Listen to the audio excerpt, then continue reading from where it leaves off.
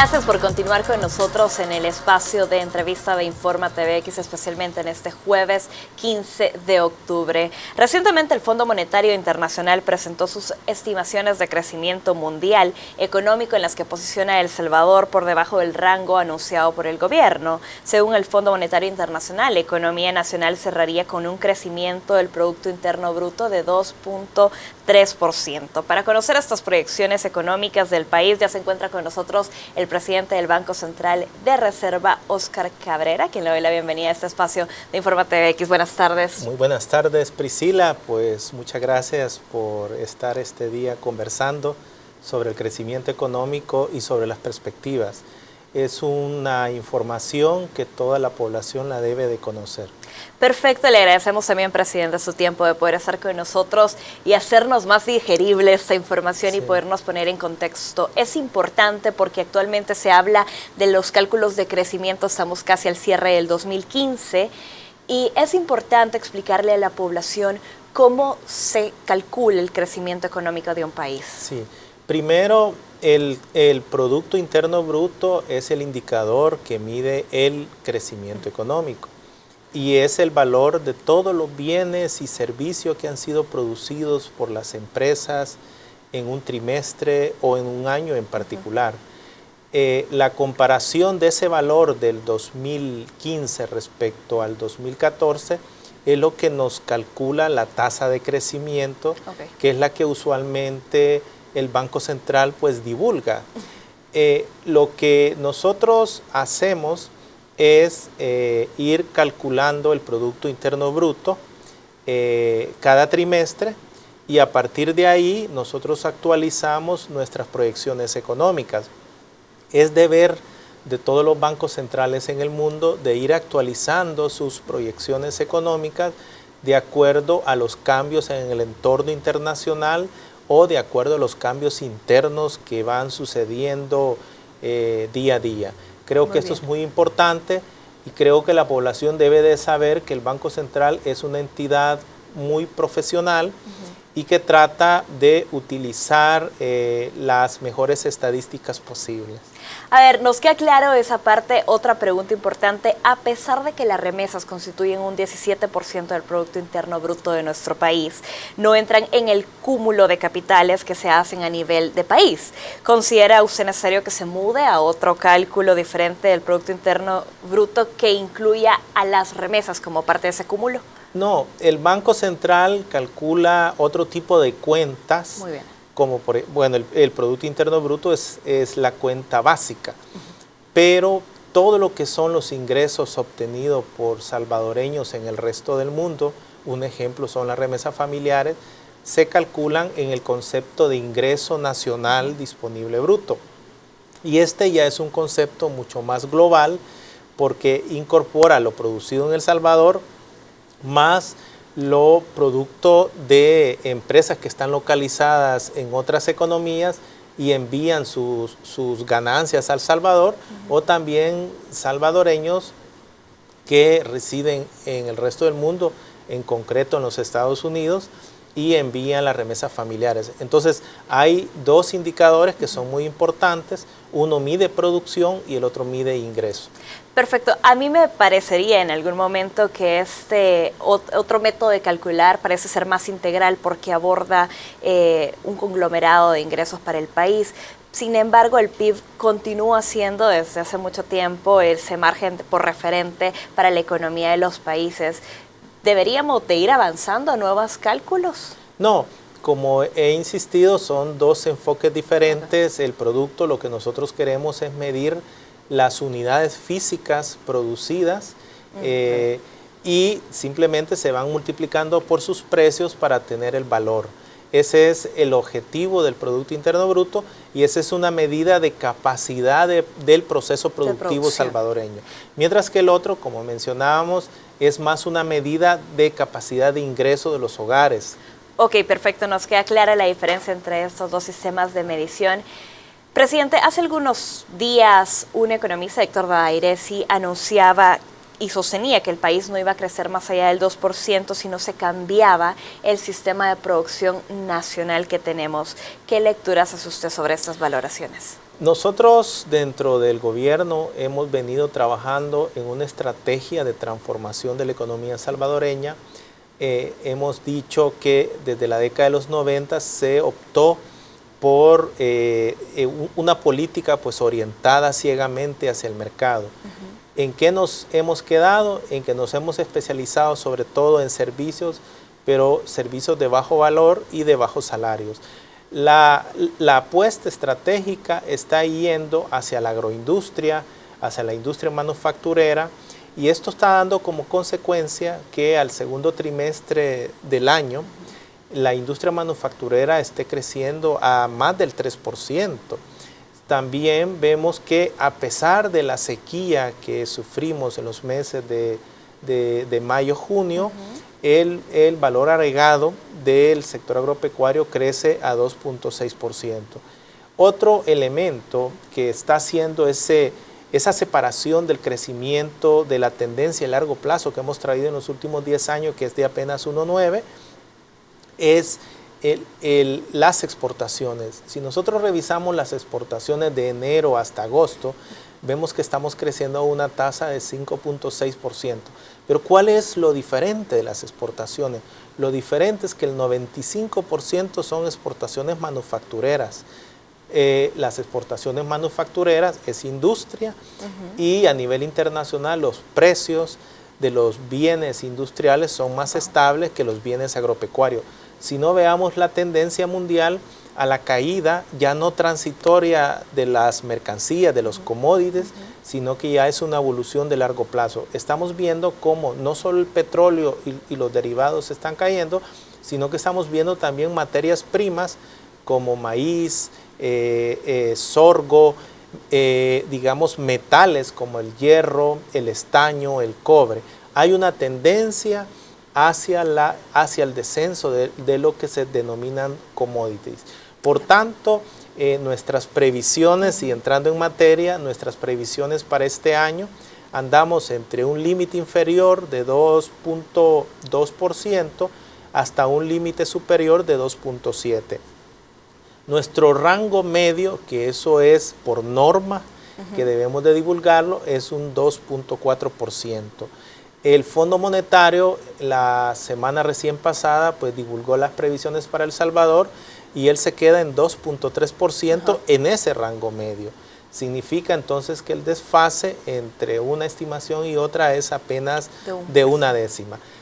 Ahora, queremos decirle a la población que no solo manejamos proyecciones de naturaleza anual. El Banco Central tiene otro tipo de modelos que va testando en base a los indicadores mensuales de si vamos a alcanzar o no esa tasa que dimos el 30 de septiembre.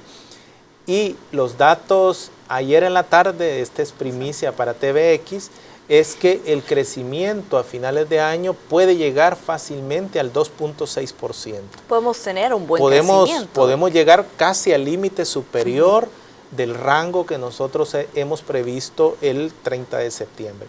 Y otro elemento que yo creo que es importante y que ha pasado desapercibido es el hecho que las exportaciones de servicio tienen un superávit de 443 millones de dólares. ¿Y de qué tipo de servicios estamos hablando? De los sectores que la política de diversificación y transformación está trabajando. Estamos hablando de aeronáutica, de call center, de servicios avanzados a las empresas.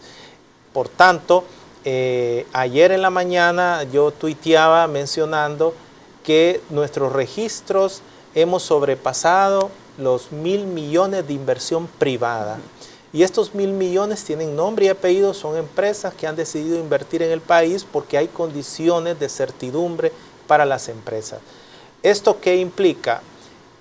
Implica que para el próximo año nuestros rangos de proyecciones andan entre 2.4 hasta casi 2.9%, con un rango promedio de 2.6. Con estas nuevas inversiones de 1.000 millones y con el convencimiento que la ejecución de la inversión pública puede subir de la actual su ejecución del 50, puede llegar hasta el 70, con eso es totalmente factible que alcancemos el 2.9, que es el límite superior. Ahora, como todo pronóstico, debemos de irlo validando cada trimestre. Perfecto. Aquí usted decía 1.000 millones en inversión extranjera. ¿Esta inversión se traduce en inversión directa para el país? Sí. Hay que diferenciar. Esta es inversión privada. Aquí va tanto inversión interna, o sea, inversión nacional, como inversión extranjera. Inversión extranjera, en el primer semestre hemos registrado 443 millones de dólares. Es una inversión mucho mayor a la registrada en el mismo periodo del año anterior. Perfecto, tenemos que hacer una pausa, presidente, pero estaremos abordando más adelante el tipo de diversificación de producción que deberíamos de tener para avanzar en los crecimientos económicos que hoy por hoy mantiene nuestro país. Con esto vamos a una pausa y ya volvemos con más.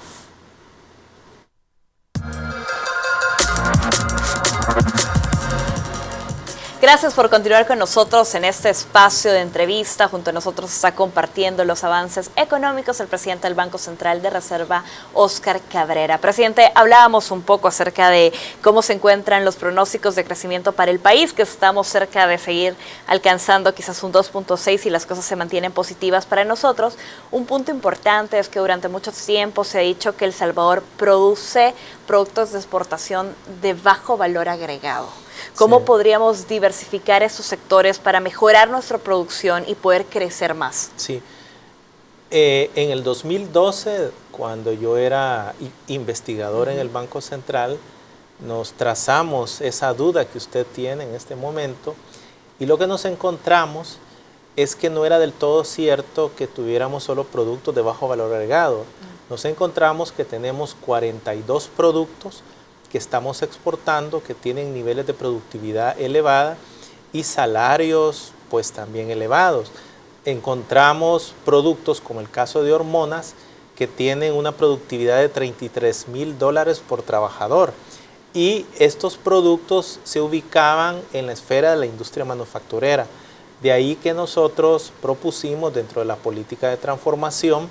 Estos productos estaban relacionados con la industria textil, con la industria plástica, con la industria química, no solo farmacéutica, sino que química básica, con electrónica. Y lo que se ha encontrado en la evidencia empírica es que los países que apuestan por la agroindustria, por el sector industria manufacturera o servicios avanzados, son los países que crecen de manera sostenida a lo largo del tiempo. Tenemos ejemplos claros como Singapur, como Corea del Sur, como para poner ejemplos, donde la tendencia es hacia ir generando productos de mayor valor agregado, pero también esos productos de mayor valor agregado, como tienen productividad elevada, pueden pagar mejores salarios y pagar salarios dignos, llamémosle de acuerdo a los estándares de la Organización Internacional del Trabajo. Pero ¿qué sucedió en El Salvador? Dejamos a las fuerzas del mercado y al final nos encontramos con el sector servicio de bajo valor agregado y donde el 95% es su empleo. Creo que ese cambio no es de la noche a la mañana. Ese cambio lo que significa que es un acuerdo de nación en la que deben de involucrarse los sindicatos, los trabajadores, los empresarios y obviamente pues el gobierno. Un punto importante hablando de crecimiento, doctor, es que según el Fondo Monetario Internacional también existía la proyección que, por ejemplo, Panamá crecía un 7%. ¿Cómo se lleva un crecimiento del 7% cuando nosotros crecemos, rondamos el 2%? Sí, la prescripción es que las economías que más invierten obviamente también van a crecer. Ese es el caso de Panamá, que tiene fuertes inversiones, no de este año, desde una década atrás tiene un fuerte proceso inversor, no solo en el canal de Panamá. Nos sorprendió a nosotros que Panamá está desarrollando su transformación productiva. Ya Panamá ya no solo se especializa en servicios, sino que también en manufacturas. Creo que este es un buen elemento. Y otros países no. Otros países tienen todavía su tipo de cambio y flexibilizan, devalúan su tipo de cambio y obtienen ganancias de competitividad transitorias con los que hace que su economía empuje. Tenemos el ejemplo hace unos meses de China, que pues devaluó el yuan ante la pérdida de competitividad y esto es algo que yo creo que los países que tienen moneda propia lo utilizan. Y lo pueden hacer perfectamente. Cambiando un poco en el tema, recientemente en el marco de la presentación de la proyección de crecimiento económico, las cifras revelaron que la inversión pública había caído un 5,3%. Esta semana el ministro de Hacienda dijo que al contrario, la inversión había subido en 108 millones respecto al año 2014. Actualmente, como incentivo del sector productivo, se mantienen 26 leyes, ya lo veíamos en una noticia anteriormente, que promueven incentivos fiscales para buscar mayor inversión en nuestro país. ¿Estos incentivos en realidad están funcionando para mejorar las condiciones del Salvador? Sí, yo creo que en el tema de incentivos hay que hacer una evaluación de qué incentivos sí están funcionando, cuáles no están funcionando, pero yo creo que esa es una responsabilidad inherente que hay que pues desarrollarlo, ¿verdad? Yo siempre he considerado que el caso de Singapur, que los incentivos se dan caso a caso, no es en función de una ley global para todas las empresas. En Singapur yo tuve la posibilidad de conversar y nos decían lo siguiente: cuando una empresa quiere invertir en Singapur, lo primero que observamos es si esta empresa forma parte de los sectores que nos interesa desarrollar. Si nos interesa desarrollar estos sectores, pasamos a otra etapa. Y la etapa es la siguiente: ¿cuántos empleos tú me vas a ir generando año a año? Pero estamos hablando de empleos de calidad.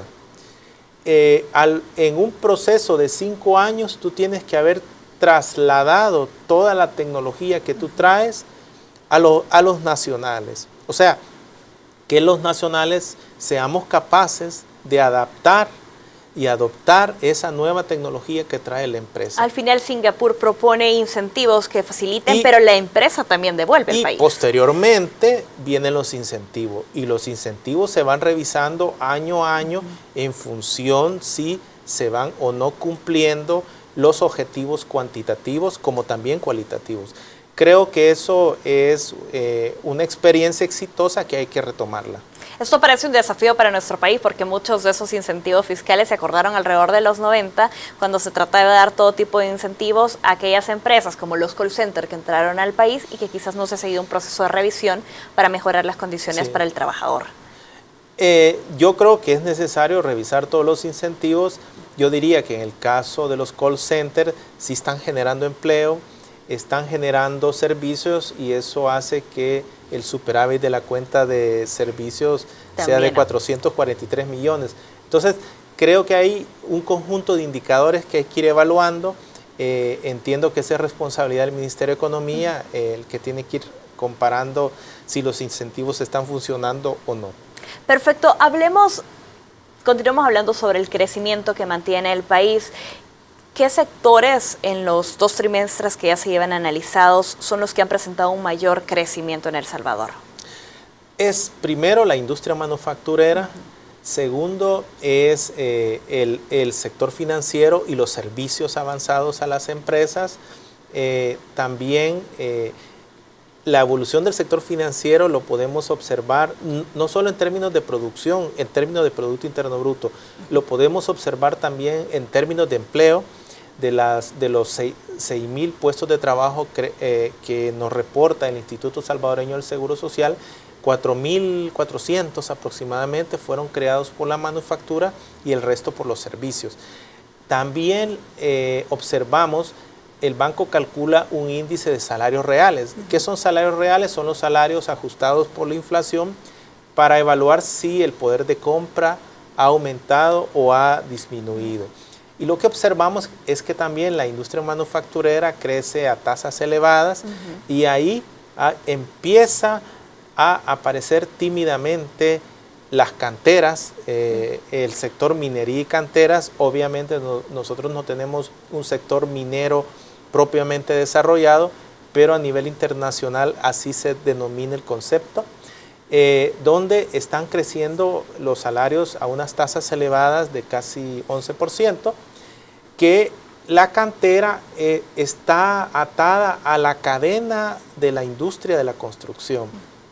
Volvemos a ver que ya la industria de la construcción tímidamente está creciendo apenas 0.5%, pero ya traíamos de trimestres anteriores que el sector canteras ya empezaba a repuntar. ¿Por qué es importante el sector canteras? Porque extrae los insumos necesarios para la fabricación del cemento, para fabricar ladrillos, para todo tipo de insumos para el proceso productivo. Y quiero mencionar además que también en las exportaciones, ya lo mencionábamos, la manufactura se destaca, los servicios se destacan, y en las importaciones de bienes de capital. Las importaciones de bienes de capital están creciendo a tasas del 8% aproximadamente, pero la industria manufacturera crece a 11%. Y la construcción, sus importaciones de bienes de capital llega a 30%. ¿Qué nos está diciendo? Si estos sectores económicos están trayendo maquinaria y equipo a El Salvador, es porque saben que ha iniciado una fase alcista del ciclo de crecimiento de la economía salvadoreña. Y esto no lo dice el Banco Central. La semana pasada lo dijo el Fondo Monetario en sus perspectivas de América Latina, planteaba que la región centroamericana tiene vientos de cola a favor, entre ellos el crecimiento de los Estados Unidos, pero sobre todo la reducción del precio de las commodities. Por lo tanto, está en condiciones El Salvador y la región centroamericana de crecer más allá de su nivel de largo plazo. Perfecto, nos queda clara esas proyecciones de crecimiento que hay para El Salvador y para la región. Un punto en economía también muy importante, y creo que los salvadoreños lo vemos como urgente, es el nivel de deuda pública que tenemos. Por ahora ronda aproximadamente el 78% del PIB. ¿Cómo se mantiene el país en el tema de deuda? Sí, bueno, primero quiero comentarles que la deuda del sector público no financiero, que es el que se mide, anda alrededor del 60%.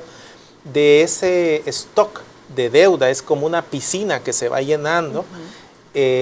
Más de 14 puntos representan el costo de las pensiones, pero decirles lo siguiente: el sentido de la causalidad es el menor crecimiento que hemos tenido en los últimos 10 años ha traído como consecuencia que el stock de deuda se vaya elevando. ¿Por qué? Porque el stock de deuda se mide en relación al Producto Interno Bruto. Correcto. Si el stock está en el numerador y el PIB en el denominador, si el PIB no crece a los niveles de la deuda, obviamente que el stock va subiendo.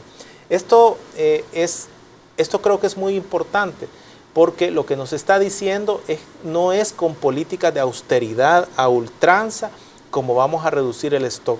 ¿Qué significa?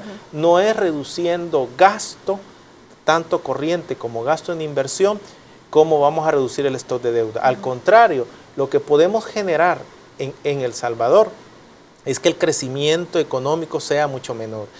El Fondo Monetario, en la reunión que tuvimos en julio acá en El Salvador, sostenía en su comunicado de prensa, que fue consensuado por todos los países de la región centroamericana, que habíamos que tener cuidado en el timing de esas políticas de consolidación de reducción de gasto.